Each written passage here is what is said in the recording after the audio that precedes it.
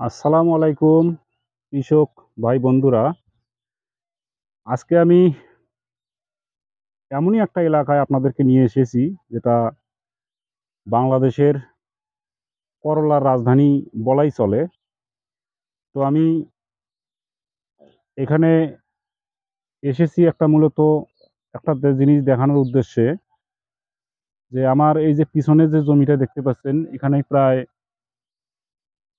২ বিঘার মতো জমি আছে। এখানে কিন্তু এমন একটা করলা লাগানো হয়েছে সেটা আসলে কেউ হয়তো জানেন না।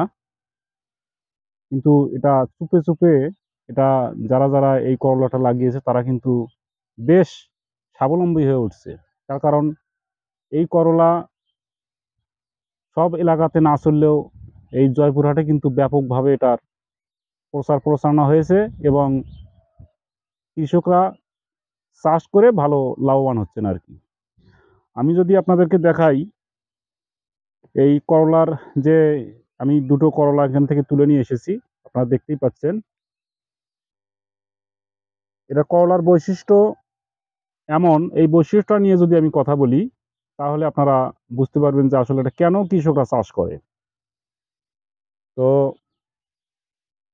এই করলা দেখতেই পাচ্ছেন এটা ১ম থেকে যখন ১ম হারভেস্ট থেকে শেষ হারভেস্ট পর্যন্ত গাছ কেটে দেওয়া পর্যন্ত কিন্তু ফলের কালার, সাইজ একই রকম থাকে এবং এটা নিয়ে কৃষকদের, পাইকারদের কাছে এই করলা বিক্রি করার জন্য কোনো বিড়ম্বনায় পড়তে হয় না।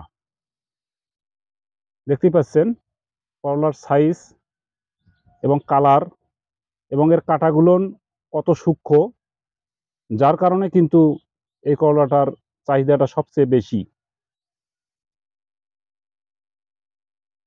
তো আমি আপনাদের কাছে রিকোয়েস্ট করব যে আপনারা যদি চ্যানেলটাতে নতুন হয়ে থাকেন, তাহলে দয়া করে একটা সাবস্ক্রাইব করে রাখবেন।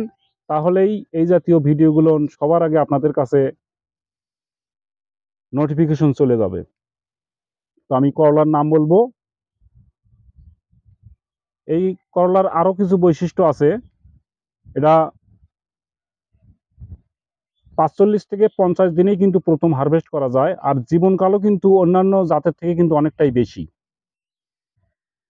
তো যার কারণে কৃষক যেটা লাভবান হবে সেটাই কিন্তু কৃষক সবসময়ের জন্য চেষ্টা করবে যে যেটা দিয়ে তারা ফলপ্রসূ লাভ পাবে তারা সেটাই চাষবাস করে থাকে।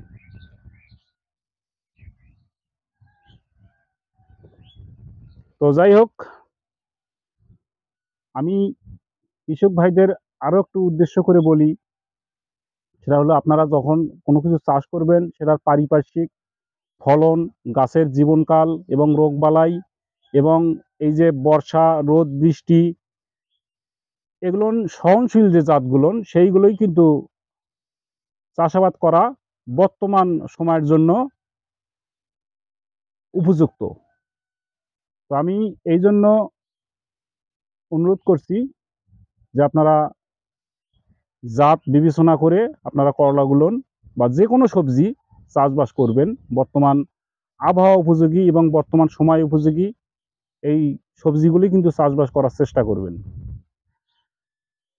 তো এই করলার জাতের নামটা যদি একটু বলি,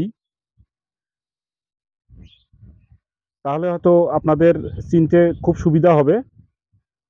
তবে করলার সাইজ দেখে কিন্তু অনেকেই চিনে যায় যে এটা কোন জাতের করলা। এটা এক নামেই পরিচিত। এই করলাটার ক্যাট নেই বললেই চলে। হ্যাঁ, নেই বললেই চলে। যার কারণে এই করলার উপর কিন্তু কৃষকরা বেশি ঝুঁকছে। যে এই করলা নিয়ে পাইকারদের কাছে কোনো প্রকার সমস্যা, কোনো প্রকার বিড়ম্বনায় পড়তে হয় না। তো যার কারণে এই করলাটার চাহিদা কৃষকদের কাছে সবচেয়ে বেশি। তো আমি আপনাদের কাছে রিকোয়েস্ট করব আপনারা যখনই কোনো সবজি লাগাবেন বা যেকোনো চাষাবাদ করবেন অবশ্যই সেটার জাত বিবেচনা করবেন এবং অন্যান্য পারিপার্শ্বিক যে অ্যা বিষয়গুলোন আছে সেগুলো আপনারা চিন্তা ভাবনা করবেন। তো আমি বলে দিচ্ছি, এটা হলো প্লান্টেন অ্যাগ্রো লিমিটেডের মুঘল জাতের ছোট করলা, মানে মাঝারি মানের করলা। এটার ওজন হবে 80 থেকে 90 গ্রাম। আর করলার বাজার দর সবচেয়ে এই করলার বেশি।